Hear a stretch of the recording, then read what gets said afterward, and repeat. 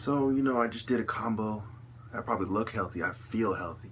I haven't felt this good in so long, man. I've avoided drugging for quite some time, you know, probably close to 24 hours. And, it's just fresh air.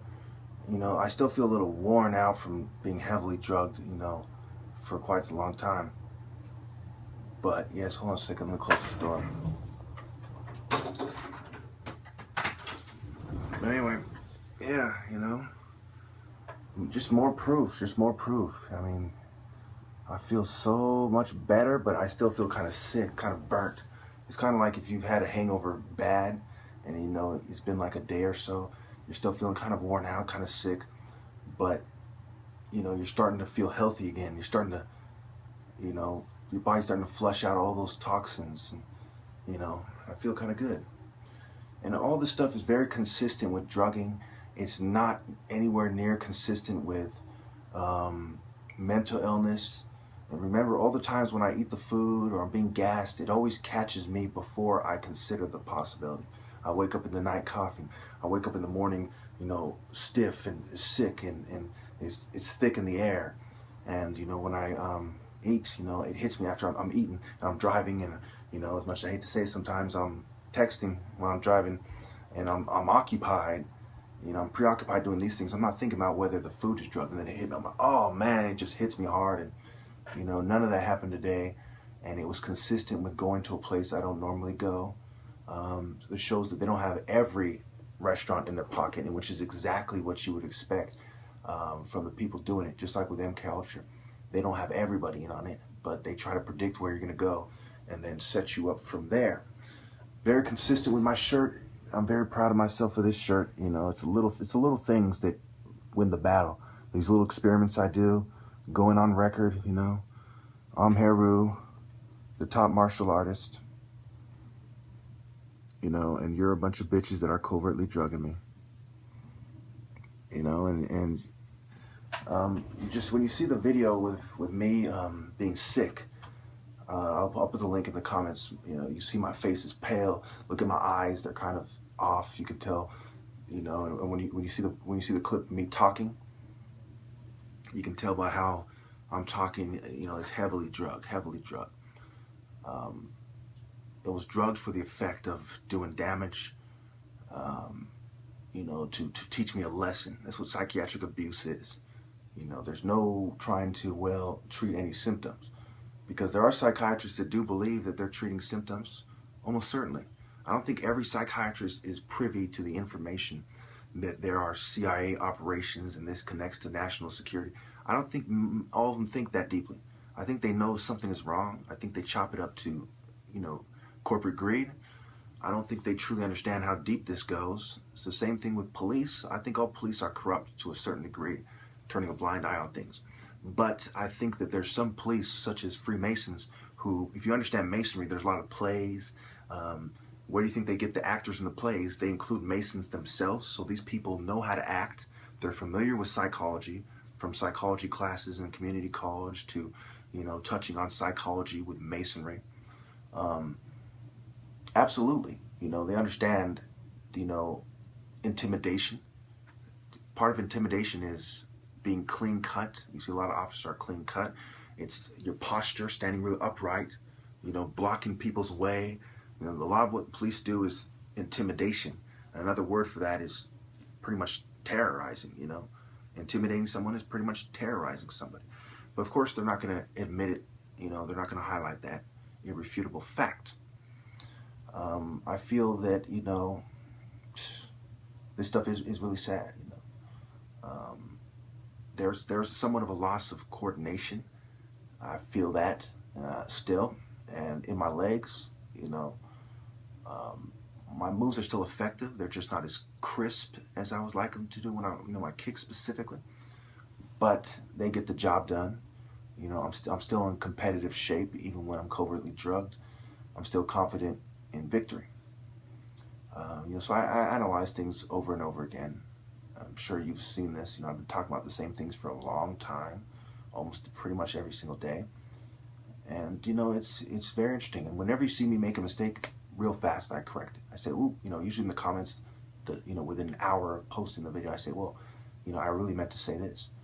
So imagine giving years and years, so yeah, here we are. Victory is just right here. It's right there. And try not to make too many videos. I decided to post the videos before Chike Day on the Chike Day list. I think what I'll do is I'll post I'll complete the Chike Day list on Chike Day, and I'll release the videos steadily. I wasn't seeing the kind of views that I expected. I wasn't seeing enough people taking the time to catch up, and I decided, I may as well just keep my viewers interested, keep them on their toes. So I released about 8 videos today. I think today's the 29th. That's when I'm making this video. So yes, it's very interesting. I watch martial art demonstrations all the time. I see these women in women's self-defense classes and all these groups, right? And I really don't have a problem with them and their businesses. But if they had honor, they would give me my credit. They would tell my tale.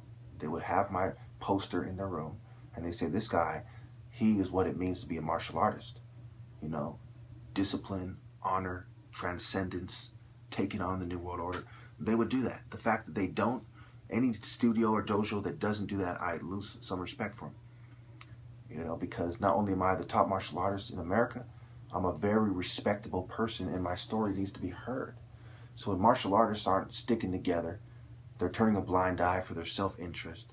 It's sad. And you could make the argument that a lot of people haven't heard of me, or, I've been commenting on martial art videos for probably since, I think it was 2006 when YouTube came out, 2008, whenever it was. I've been commenting on martial art videos since the very first ones on YouTube, all the way to now, 2016, January 29th.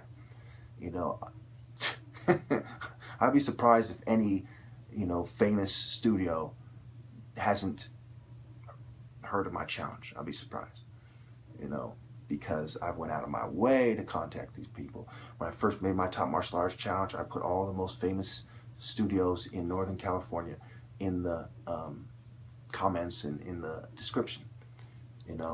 San Francisco Institute of Martial Arts and so on and so forth. And that's where the AKA guys first started, exchanging commentary. We got into a little debate. They lost. They went quiet. They resorted to gang stalking, because they knew that my point was extremely relevant. Transferable skills, traditional martial art competitions. UFC fighting is not real martial arts. It is mixed martial arts with grappling. I knew the history of martial arts better than the instructor I was debating with, and they don't want that to come out either, But you got to also realize that I don't have a gym or a dojo or a studio. I don't teach anybody. I'm not competing with these people.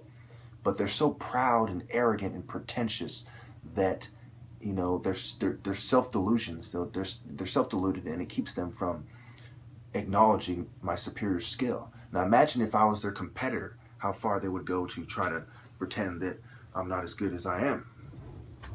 That's something else to consider as well. So, this is what it is. Honor is probably the most important part of martial arts. And you see me with a book, Fighting for Honor. I put it on my t-shirt. I'm not going to let these people, ever rest thinking that, that being dishonorable has given them the upper hand or paid off. So, yes, and again, I'm very ashamed of other martial artists bringing martial artists a bad name. Martial artists are supposed to do what I'm doing. They're supposed to fight oppression. They're not supposed to help maintain a system of oppression. And I'm very sad that they have made martial art temples a marketplace. The same reason Jesus was very upset with the money lenders making the temple a marketplace. They have made martial arts a marketplace. And even the Shaolin Temple to a certain degree has done that. The difference is they have separated their entertainment team from their sacred religious martial arts traditions, the codified traditions of combat. They've separated that. They say, this is the entertainment system, it's separate. What I see all these other people do is they've made all of their martial art places a marketplace. You know, it's just, and then they go on TV and the movies and so on, and it's a very sick joke. And then, you know, if you're gonna do that, you know, fine. You know, I mean, in a way, you know, just don't pretend you're the same type of martial artist that I am, and don't try to deny me my credit when I'm trying to help society and you're trying to get rich. You know, that is despicable. I'm sure we can all agree that's despicable. You know, and I'm sure you silently concede my point, but she won't openly concede my point. So, you know, that's that. You know, and to me it's very funny that, you know, people think that, oh, these people magically could stop me from, you know, like I always say, you know, could they really stop me? No.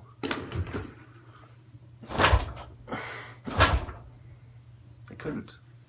No matter what techniques they train, the fact of the matter is, I've trained my dexterity and my precision, my speed, and my technique. It's proven it works, and they can't stop it. They can't react quick enough. They can't predict what I'm going to do. One thing I've worked on thoroughly, and I've examined my demonstrations, I've examined in the mirror and the reflection in my window, my shadow, and so on and so forth, over and over again, is how can I make this unpredictable? Because as soon as you are as physically gifted as I am, and you're unpredictable, it's a wrap, and they can't predict it. You know, he's gonna go, me just going like that, you know, just because, you know, because they're pretty much forced to say, well, which way is it going, and try to predict it. Then, you know, and they got hit in the side, and that's it. Especially if you have one of these in your hand, the real version, right? If I confuse you about where I'm going to go, and you know,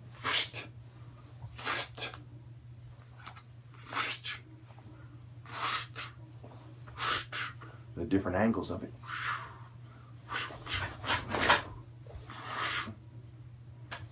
So yes, you know, transferable skills, traditional competition, this is what it means. And I am very disgusted to see the perps starting to show the true colors. You know, I guarantee you, mark my words, and this is the 29th I'm saying this, but pretty much I've already said it before I even asked them to do it. In the comments in one of my videos, I said, hey, I'm going to ask these people to do this. You're going to see avoidance, and you're going to see weak excuses. Avoiding the argument, avoiding my responding to me altogether, and weak excuses. Right now I'm talking to some female from London. Weak excuses. You know, well, you know, you just want to get famous and you're rude, so you must be a perp.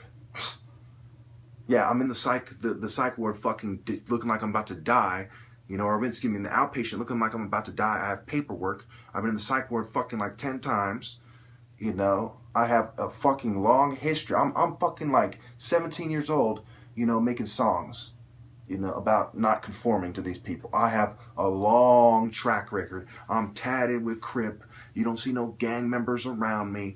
Long track record of being uncontrolled.